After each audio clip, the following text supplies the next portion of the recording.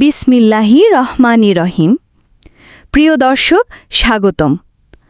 আজ আমরা জানব মালয়েশিয়ার স্বাধীনতা ও অর্থনীতি ঘুরে দাঁড়ানোর অনুপ্রেরণামূলক গল্প। প্রথমে ইতিহাসে যাই।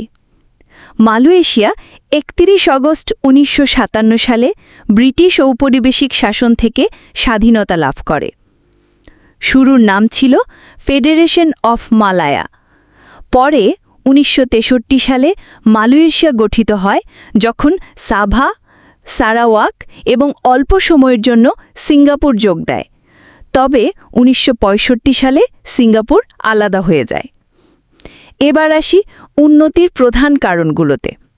দীর্ঘমেয়াদী পরিকল্পনা, রাজনৈতিক স্থিতিশীলতা আর ব্যবসা বান্ধব নীতি, এই তিন শক্তি মিলেই মালয়েশিয়াকে করেছে সমৃদ্ধ।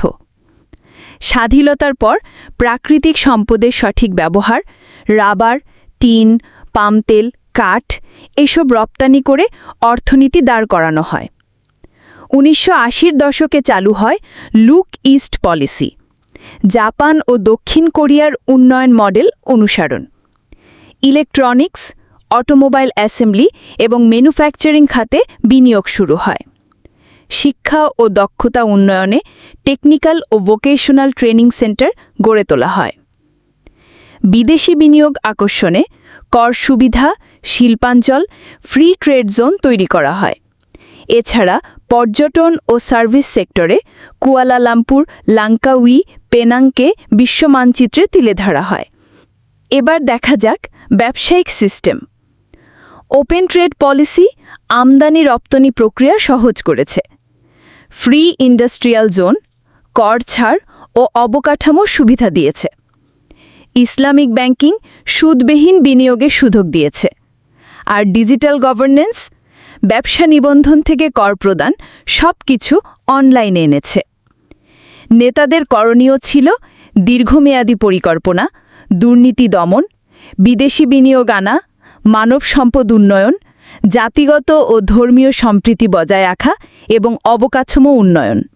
অন্যদিকে নেতাদের যা করা যাবে না, দুর্নীতি, স্বজনপ্রীতি, জাতিগত বিভাজন, একনায়কতান্ত্রিক সিদ্ধান্ত বা বিনিয়োগকারীদের আস্থাহীনতা সৃষ্টি, এসব সম্পূর্ণ এড়িয়ে চলা।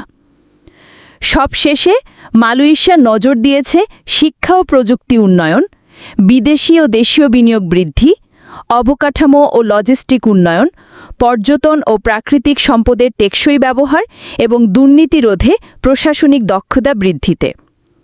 আজকের মতো এখানেই শেষ করছি। ভালো থাকবেন, পরিবারের সাথে নিরাপদ থাকুন। আল্লাহ হাফেজ।